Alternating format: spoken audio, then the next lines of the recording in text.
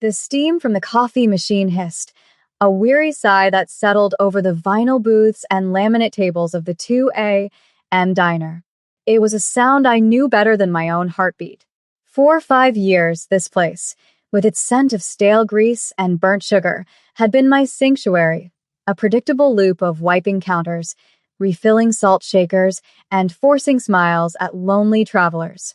My life was a quiet, unassuming thing, a fragile structure built over the chasm of a past I refused to look into. I was a Lara, a waitress, a ghost haunting the graveyard shift, and that was all I wanted to be. The small, silver locket tucked beneath the collar of my light blue dress was the only part of me that felt real.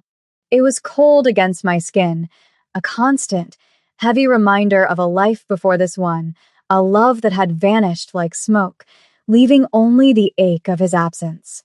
His face was etched inside, a young man with eyes so kind they could make wildflowers grow on barren land. I traced its outline through the thin fabric of my uniform, a secret ritual that both soothed and tore at the delicate scar tissue around my heart. Then, the bell above the door chimed, a sharp, intrusive sound that cut through the low hum of the fluorescent lights. They walked in, and the world tilted. There were 3 of them, all Korean, dressed in suits so black and impeccably tailored they seemed to absorb the light around them. They moved with a synchronized, predatory grace that didn't belong in a place like this. The air crackled, the temperature dropping as if they'd brought a pocket of winter in with them. My few customers, a trucker hunched over his pie, a pair of college students cramming for exams, fell silent, their forks frozen midair.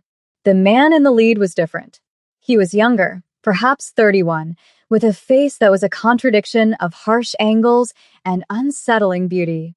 His hair was dark, his eyes sharp and intelligent, holding a deep, ancient stillness that was profoundly unnerving. He didn't look at the menu. He looked at me. Every instinct screamed at me to run, to hide, to become invisible. But I was a waitress. So, I grabbed my notepad, smoothed my white apron, and walked toward them, my shoes sticking slightly to the linoleum floor. My heart hammered against my ribs, a frantic bird trapped in a cage. "What can I get for you?" I asked, my voice a thin, reedy thing I barely recognized. The leader simply stared, his gaze so intense it felt like a physical weight. He gestured to the empty table, a silent command. As I leaned over to place their glasses of water, my hands trembling, the chain of my locket snagged on the corner of the table. It snapped. The small silver heart clattered onto the floor, skittering to a stop right by his polished leather shoe. Before I could even react, he bent down, his movements fluid and precise, and picked it up. He didn't hand it back. He simply held it in his palm, his thumb brushing over the engraving. Then, with a slow, deliberate motion, he pressed the clasp. It sprang open. He stared at the tiny photograph inside, and the stoic mask on his face shattered, replaced by a storm of disbelief, shock, and a pain so raw it sucked the air from my lungs. He looked up at me, his dark eyes boring into mine, and his voice was a low, dangerous whisper that ripped through the diner's silence. "That's my brother's face." The words hung in the air, heavy and impossible. My mind refused to process them, scrambling for purchase on a reality that was crumbling into dust. The diner, once my mundane haven, transformed into a stage, and I was the unwilling actor trapped in a spotlight of cold, terrifying silence. The trucker slowly put his fork down. The students stared, their textbooks forgotten. My boss, Manny, peeked out from the kitchen, his face pale. My breath hitched, a strangled little sound in the cavernous quiet. "No," I whispered, the denial a reflex, a desperate attempt to shove the world back into its proper shape. "No, you're mistaken." I reached for the locket, my fingers clumsy and shaking, but he closed his hand around it, a gesture of absolute possession. His 2 companions rose silently, flanking him, their presence a solid wall of intimidation. They were monoliths in black, their faces impassive, but their eyes missed nothing. They watched me, their gazes dissecting my fear, my confusion, my very soul. The handsome man, the one who held my past in his fist, took a step closer. The clean, sharp scent of his cologne, sandalwood and something cold, like winter air, invaded my space, suffocating the familiar diner smells. "Where did you get this?" he demanded. His voice was no longer a whisper. It was a blade, sharp and commanding. He held up the locket, the tiny, smiling face of my lost love exposed for all to see. The man I knew as Leo. The man I had mourned for 7 years. "Who gave this to you?" My throat was tight, clogged with unshed tears and a rising tide of panic. "He did." I managed to choke out. "His name was Leo." He's gone." The man's jaw tightened, a muscle twitching in his cheek. A flicker of something. Was it grief? Rage flashed in his dark eyes before being suppressed, locked away behind that terrifyingly controlled exterior.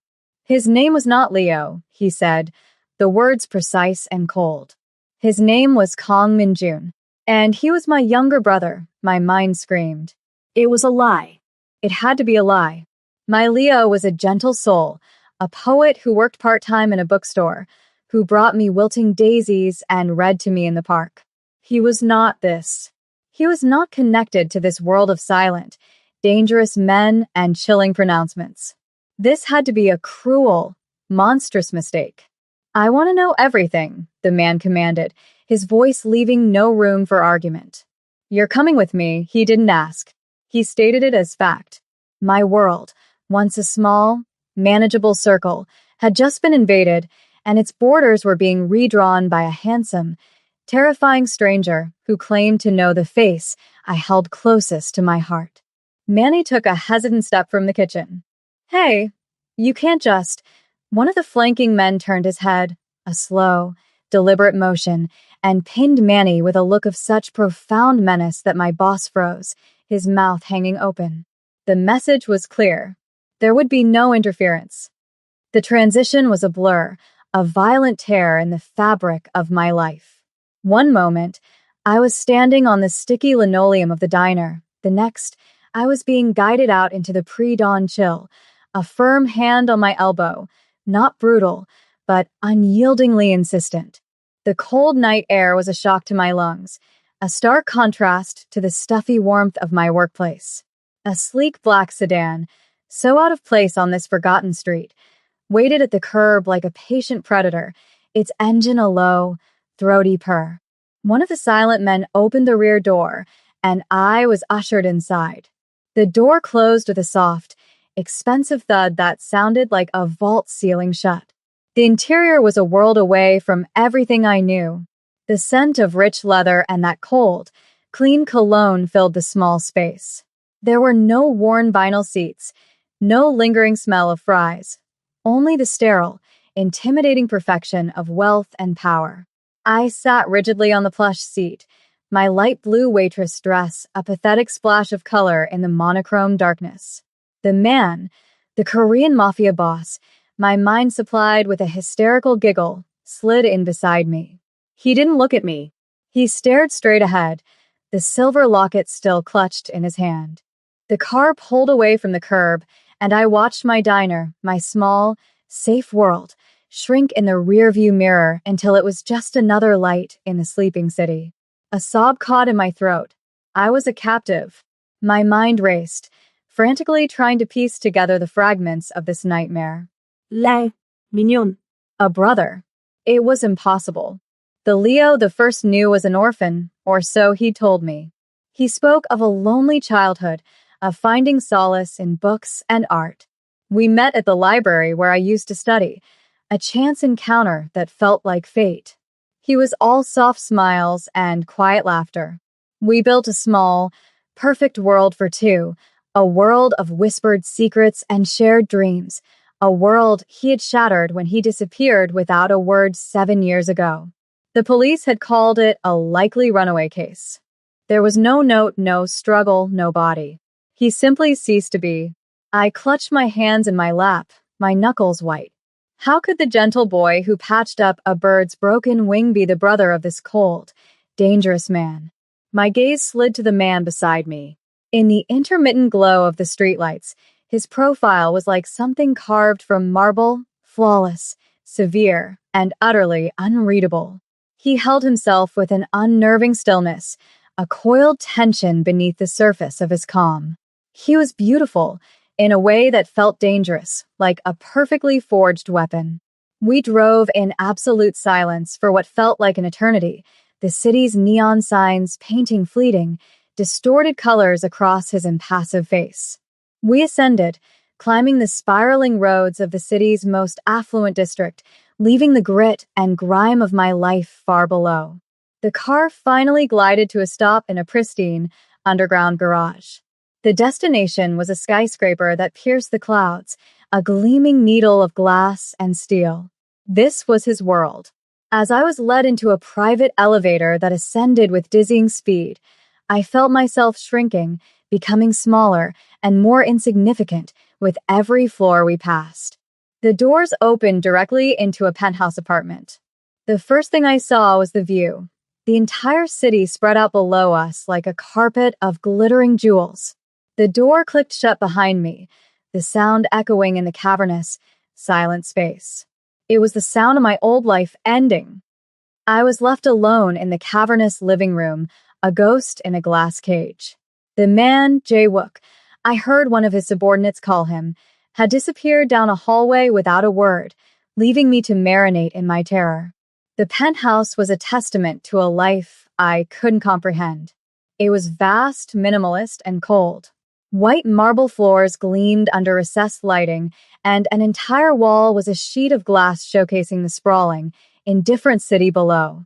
The furniture was sparse and brutally modern, all sharp angles and unforgiving surfaces in shades of black and gray. There were no photographs, no books, no clutter. It wasn't a home. It was a statement, a declaration of power and control, as sterile and soulless as a museum exhibit. I walked, my cheap waitress shoes silent on the polished floor, feeling like a microbe under a microscope. I was a stain of imperfection in this pristine world. I wrapped my arms around myself, a futile attempt to ward off the chill that had nothing to do with the temperature. My mind was a maelstrom. Minjun, 7 years of grief had been built on a foundation of carefully constructed memories. His smile, the exact shade of his eyes in the sunlight, the feel of his hand in mine. Now this man, this Jae-wook, had taken a sledgehammer to that foundation. He claimed my gentle, book-loving Leo was his brother, a man named Minjun. It felt like a violation, a theft of my most private sorrow. Who was the man I had loved? Was any of it real? Or was I just a fool? A pawn in a game I never knew was being played? The silence stretched, amplifying the frantic beating of my heart. I drifted towards the glass wall, pressing my forehead against the cool surface. The city lights blurred through the tears I hadn't realized were falling. The wound of his disappearance, which had scabbed over into a dull, chronic ache, was torn open and bleeding anew. Footsteps echoed behind me. I turned, my body tense. Jae-wook stood there, watching me. He had removed his suit jacket, and the stark white of his shirt seemed almost luminous in the dim light. He held a small, leather-bound photograph frame. He didn't speak, just walked toward me and held it out. My eyes locked onto the picture. It was a candid shot of 2 young men, teenagers, laughing on a boat. One was clearly a younger Jae-wook. The other was Leo. My Leo. His hair was shorter, his face younger, but the eyes, the smile, it was him. Unquestionably him. He was looking at Jae-wook with such open, brotherly affection that it stole the breath from my lungs. His name was Kang Min-jun. Jae-wook repeated, his voice softer now, laced with a profound, weary sadness that resonated with my own. He was my brother. He saw the recognition, the final, crumbling piece of my denial, in my eyes. Now, he said, his gaze hardening again, all business. You will tell me everything you know. Start from the beginning. Tell me about the man you called Leo. The photograph was the key that unlocked the floodgates. Seeing him there, so young and vibrantly alive, next to the cold man who now stood before me, broke the last of my resistance. The image superimposed itself over my own memories, creating a jarring, painful composite. My gentle Leo, his brother's keeper. My quiet poet, a boy laughing on a boat. The truth, undeniable and devastating, settled in my bones. I sank onto one of the severe leather sofas, the frame held loosely in my trembling hands. The story spilled out of me, a torrent of words held back for 7 long years. I told him everything. About meeting in the hushed aisles of the city library, about his supposed orphan status, about the silly jokes and shared dreams. I described the small, insignificant details that had composed the whole of my world. The way he'd hum off-key when he cooked, his love for classic literature, the wildflower daisies he'd leave on my pillow. Jae-wook listened in absolute, unnerving silence. He didn't interrupt, didn't react, just stood by the glass wall, a dark silhouette against the glittering cityscape, his face an unreadable mask. Yet, I felt his attention like a physical force, absorbing every word. As I spoke, I realized I wasn't just talking to a captor. I was eulogizing the man I loved for a second time, and this time, I was sharing my grief with the only other person on earth who might understand it. A strange, fragile intimacy began to form in that sterile room, woven from the threads of our shared loss. He was no longer just a monster. He was Minjun's brother. He was mourning too. When my voice finally trailed off into a choked whisper, the silence that followed was different. It was no longer empty, but filled with the ghost of the man who connected us. Jae-wook finally moved, walking over to a sleek, minimalist bar. He poured 2 glasses of water, his movements economical and precise, and handed one to me. He ran away from this life, Jae-wook said, his voice low as he stared out the window. He hated it. He wanted to be normal, a poet. A bitter, humorless smile touched his lips for a fleeting second. He met you, and for a while, I think he turned to face me, his eyes dark with a history I couldn't imagine. My father was displeased.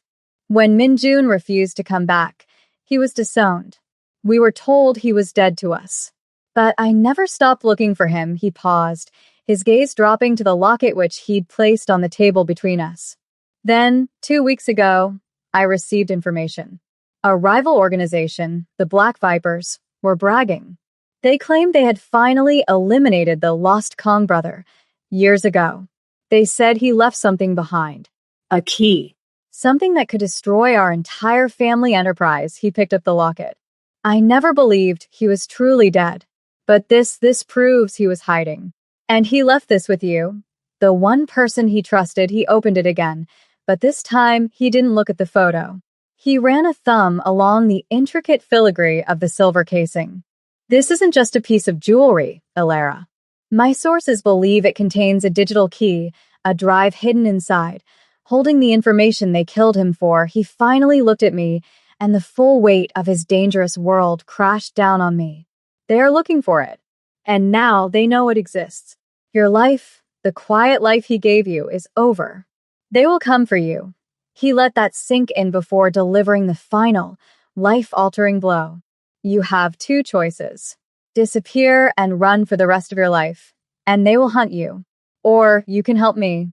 Help me find out who gave the order to kill my brother, and I will be your shield. I will protect you. The choice he offered wasn't a choice at all. Run and be hunted. Stay and be a target. The difference was the shield he offered. A shield with cold eyes and a past as dark and violent as the one that had stolen Leo, Minjun, from me.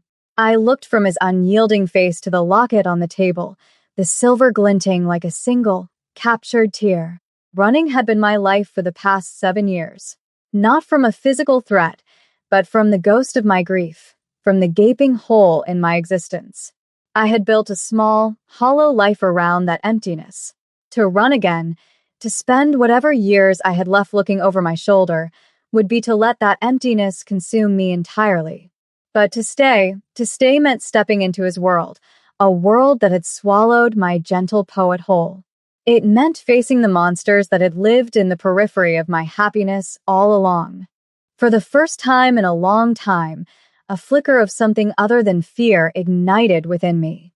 It was anger, a cold, quiet rage for the life that had been stolen, for the lies I had been told, and for the man I had loved who was so much more complex and tragic than I had ever known. He trusted me, I said, my voice low but steady.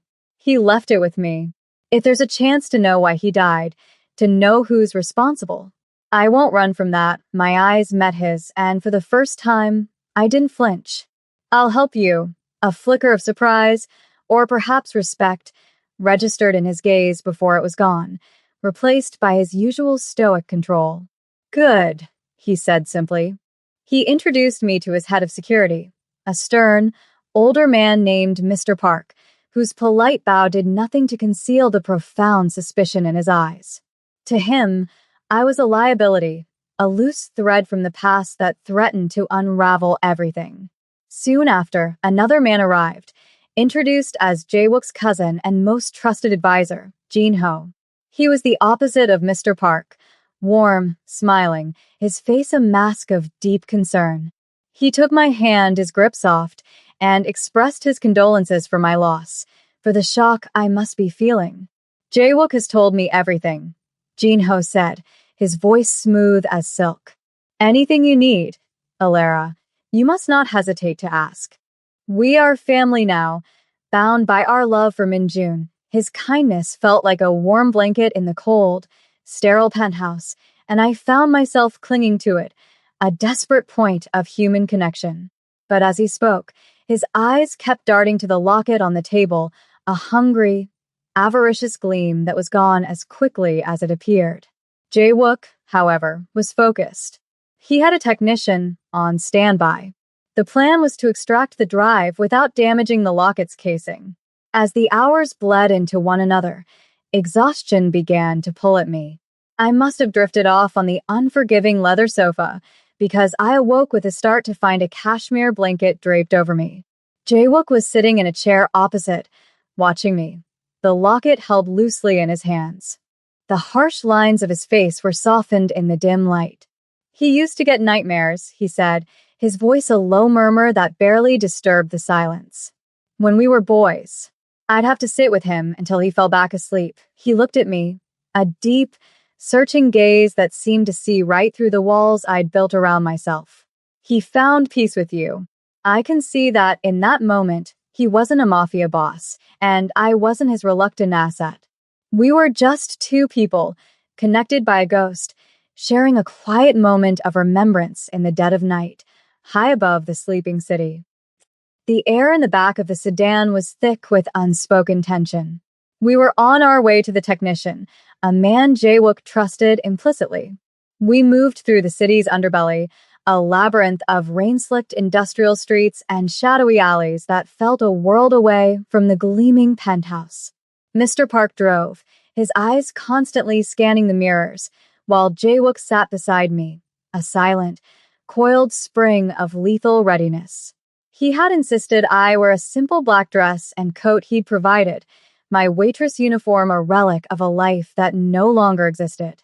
My old life had been erased in less than a day. The destination was a derelict electronics repair shop, its windows dark and grimy. But inside, a hidden door led to a state-of-the-art lab, a clean, white space humming with the quiet power of advanced technology. The technician was a small, nervous man with brilliant eyes who immediately set to work, his fingers flying across holographic interfaces. I stood back, watching as he subjected the locket, my locket, Leo's last gift, to scans and lasers. Jae-wook stood beside me, his presence a solid, reassuring weight.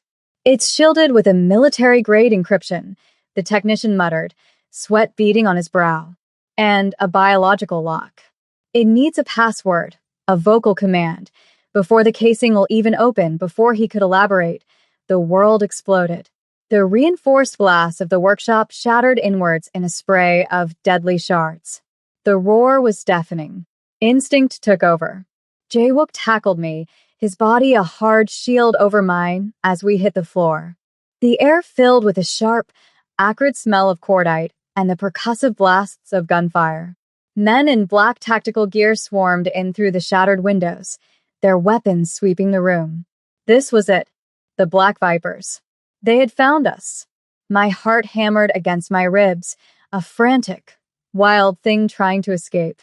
I was going to die here, in this hidden room, over a secret I didn't even understand. But as Jaewook moved, pulling his own weapon with a terrifying, fluid grace, a strange clarity cut through my fear. He shouted an order at me in Korean, a language I didn't understand, but his meaning was clear from his sharp gesture towards a reinforced steel table. "Get down." "Stay there," he yelled in English. As he and Mr. Park returned fire, I scrambled behind the table, my breath coming in ragged gasps. Amidst the chaos, I saw something. One of the attackers was flanking them, moving toward a series of power conduits on the wall. He wasn't aiming at Jaewook. He was aiming to disable the lab, to plunge us into darkness. Without thinking, I grabbed a heavy, discarded piece of equipment from the floor and hurled it with all my might at the conduits just as he raised his weapon. It struck with a shower of sparks, causing a massive electrical short. The lights flickered and died, plunging the room into chaos and momentary darkness, punctuated only by the muzzle flashes of the guns. That split second of confusion was all Jaewook needed. The fight was brutal, efficient, and over in minutes. When the emergency lights flickered on, the attackers were neutralized, and the silence was more shocking than the noise had been. The technician lay wounded. The lab was a wreck. Jaewook holstered his weapon and came to me, his face grim. He crouched down, his dark eyes searching mine for any sign of injury. "Are you hurt?" he asked, his voice rough with the dregs of adrenaline. I shook my head, unable to speak.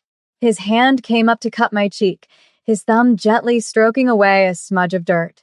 His touch was firm, grounding, and in that moment, the barrier between us, captor and captive, protector and protected, evaporated, leaving only the stark, terrifying reality of our shared ordeal. We had survived. Together. The escape from the ruined lab was a blur of calculated movements and tense silence. We didn't go back to the penthouse. It was compromised now, a glittering trap. Instead, Mr. Park drove for hours, heading out of the city as the sky began to bleed with the first pale light of dawn. I watched the urban sprawl give way to dense forests, the concrete and steel replaced by towering pines and winding country roads. My mind was still reeling from the violence, the smell of gunpowder clinging to my clothes like a shroud. I had seen death, swift and brutal. I had participated, in my own small way.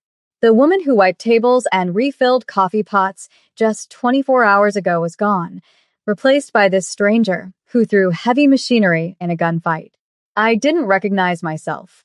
We arrived at a long, gated driveway that opened onto a magnificent estate hidden deep within the woods.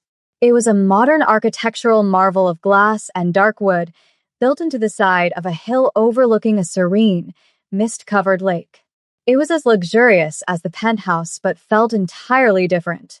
Here, the sterile perfection was softened by the wild, untamed nature surrounding it. It was a fortress, but it felt like a sanctuary. Jaewook led me inside, his hand never leaving the small of my back. He showed me to a guest suite with a balcony that opened up to the crisp, pine-scented air. "You'll be safe here," he said, his voice softer than I'd ever heard it. No one knows about this place. He left me alone, and I stood under the spray of a scalding hot shower, washing away the grime and the terror of the night, but the memories remained, seared into my brain. Later, I found him in a large, open living space, staring into a crackling fireplace. He had a small cut on his forearm that he hadn't mentioned, a dark line of blood against his white shirt. I went to the bathroom and returned with a first aid kit I'd found, my movements slow and deliberate. I knelt before him without a word and began to clean the wound. He didn't pull away. He simply watched me, his gaze intense and heavy. The silence was charged, filled with the things we couldn't say. His skin was warm beneath my tentative fingers. This simple act of tending to his injury was more intimate than any conversation we'd had. He was the most powerful, dangerous man I had ever met, yet in this quiet moment, I could see the cracks in his armor. I could see the weariness in his eyes, the burden of a life I could barely imagine. I saw Minjun's brother. When I finished, my hand lingered on his arm. "Thank you," he said, his voice a low rumble, "for what you did back there. You were brave." I looked up, and our faces were inches apart. The air grew thick, electric. The world narrowed to the space between us, to the crackling of the fire and the frantic beating of my own heart. He leaned in, and I thought he was going to kiss me. I wanted him to. But then, the sound of an approaching car broke the spell. Gina. He swept in with his usual performance of effusive concern, his eyes wide with feigned horror as Jae-wook recounted the attack. "This is unacceptable," Jin-ho declared, his voice ringing with manufactured outrage. "The Vipers are getting bolder. We need to strike back, Jae-wook. We must find a way to open that locket. Perhaps there's an inscription, a clue on the casing?" He leaned closer, trying to examine the locket that Jae-wook now wore on a new chain around his own neck. A cold dread trickled down my spine. His questions were too specific, his interest too keen. He was a vulture circling, and I was suddenly certain he was no ally.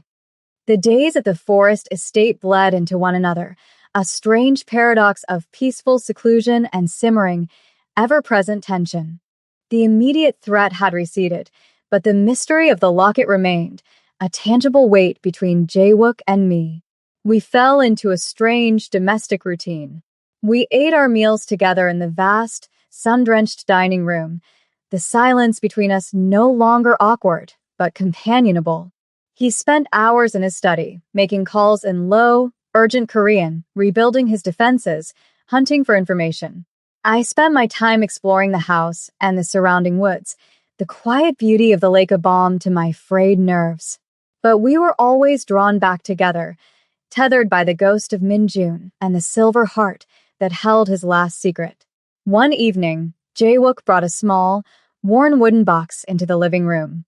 "These were his," he said, placing it on the table between us. The few things he took with him when he left, inside was a collection of frayed paperbacks, a handful of sketches, and a thin journal filled with his elegant handwriting. It was a treasure chest of my Leo, and a window into the soul of Minjun. We spent hours sifting through the pieces of his life. I would read passages from his favorite books aloud, and Jae-wook would tell me the stories behind the childish drawings tucked between the pages. We were piecing him together, my version and his, creating a more complete picture of the man we had both loved and lost. "He wrote this for you, didn't he?" Jae-wook asked, holding up a loose sheet of paper from the journal.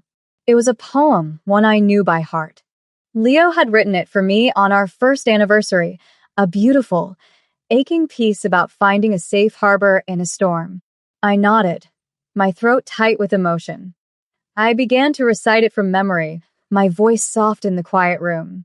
"The silver moon is a locked door, but your eyes are the key."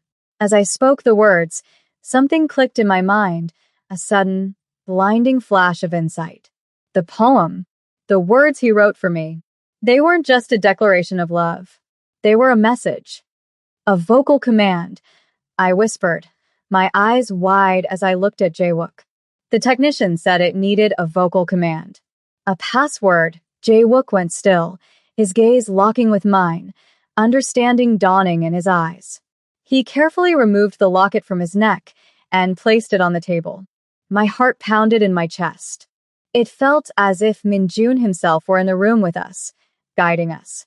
I took a deep, shaky breath, leaned close to the small silver heart, and spoke the final line of the poem, the line that had always felt like his ultimate promise to me. My harbor in the storm, there was a soft, almost inaudible click. A nearly invisible seam appeared on the side of the locket, and it split open, not revealing the photo, but a tiny, hidden compartment. Inside, nestled in a bed of velvet, was a minuscule data chip. We had found it.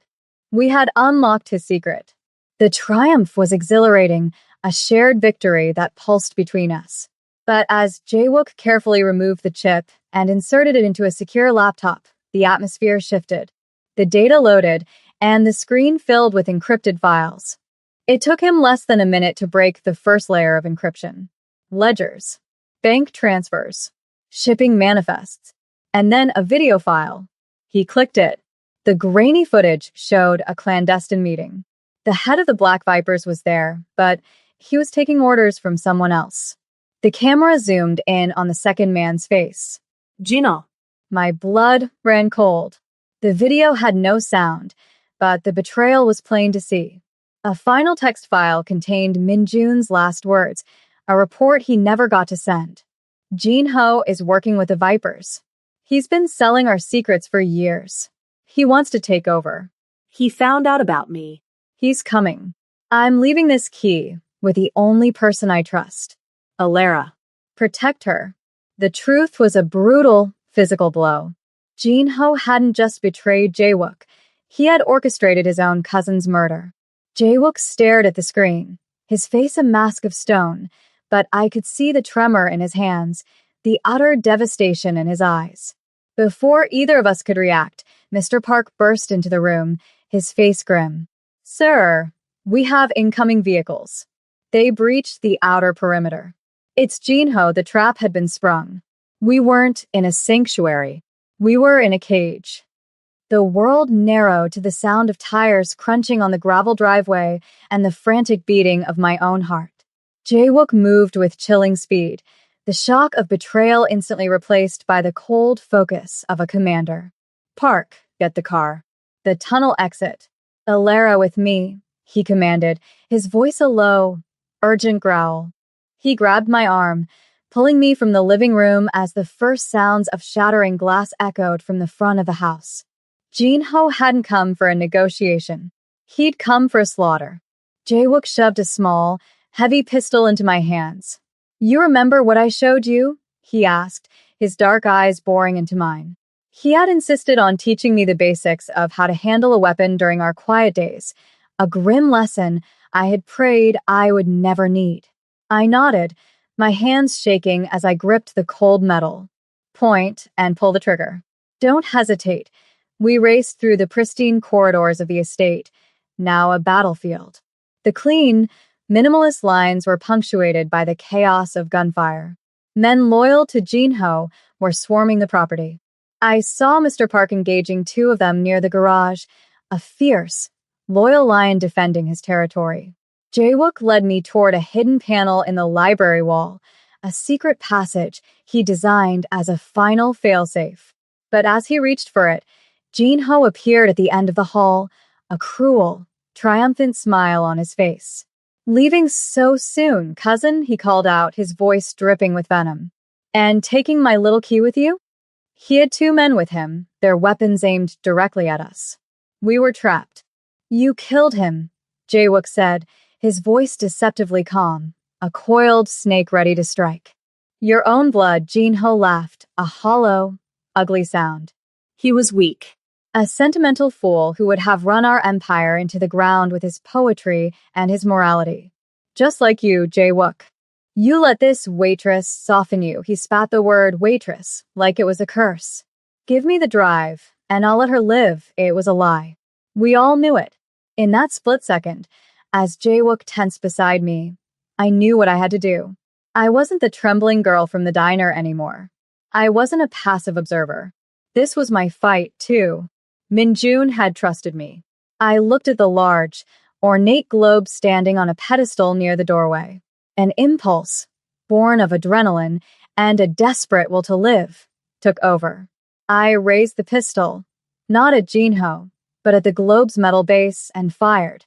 The sound was deafening in the enclosed space. The bullet ricocheted, and the heavy globe, its balance thrown, toppled over with a tremendous crash, right into the path of Jin-ho's men. It was the diversion Jaewook needed. He opened fire, his movements a blur of deadly precision. The hallway erupted into a storm of violence. I scrambled behind a large desk as bullets tore through the air. And then, silence. When I dared to look, Jin Ho's men were down. But Jin Ho himself was gone. He had retreated. The sound of sirens wailed in the distance, growing closer. Mr. Park must have called for backup. Jae-wook came to me, pulling me to my feet. His face was grim, but his eyes were blazing with a fierce, protective light. In the aftermath, surrounded by the wreckage of his beautiful home, with the promise of a new war just beginning, he pulled me to him. He cupped my face in his hands, his thumb stroking my cheeks, wiping away tears I hadn't known I'd shed. "It's not over," he said, his voice raw. "But we'll face it together." He leaned down and kissed me. It wasn't a soft, gentle kiss. It was fierce, desperate, and possessive, a brand of survival and a promise of a future, forged in the heart of chaos. It was the taste of loss and grief and a love that had risen, impossible and undeniable, from the ashes. 6 months later, the world was a different place. The war with Jin Ho's faction had been swift and brutal, but with the evidence from Minjun's drive, Jae-wook had methodically dismantled his cousin's network of traitors and enemies. He didn't just win. He reshaped his family's entire enterprise, cutting away the rot, transforming it into something more formidable, something Minjun might not have hated so much. We stood on the balcony of the penthouse, the city lights glittering below us, a familiar sight that now felt like a lifetime ago. My life was unrecognizable. The diner, the cheap apartment, the quiet loneliness, they were all memories of a different person. I had found a strength I never knew I possessed, a resilience forged in fire and loss. Jae-wook came to stand behind me, wrapping his arms around my waist, his chin resting on my shoulder. He was still a man of few words, still carried the weight of his world. But with me, the stoic mask would fall away, revealing the man who mourned his brother and loved with a fierce, unwavering intensity. I reached up and touched the locket, which I now wore every day. It wasn't a key to a dark secret anymore. It was a memorial, a reminder of the gentle poet who had unknowingly led me to this new, extraordinary life, and to this complex, dangerous man who had become my harbor in the storm. Our past was defined by tragedy, but our future, the one we were building together, was a testament to hope, a love story written in the language of survival.